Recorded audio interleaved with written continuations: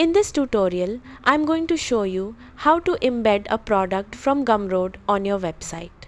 First, open Gumroad in your browser and sign in to your account. Once you are inside your dashboard, you will see different sections for managing your store, such as products, sales, and settings. Now, open the Help Center from the bottom left corner of the screen and search for the article about integrating Gumroad into websites. Inside that article, you will find a link to the widgets page. Open it to access the embed tools for your products. On the widgets page, choose the product you want to embed on your website. After that, select the overlay or embed style you want to use. You can also customize the button text that visitors will see on your website.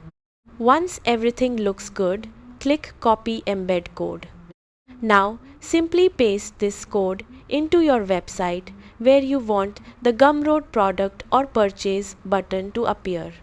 After saving the changes on your website, visitors will be able to open the Gumroad checkout directly from your embedded button or product widget.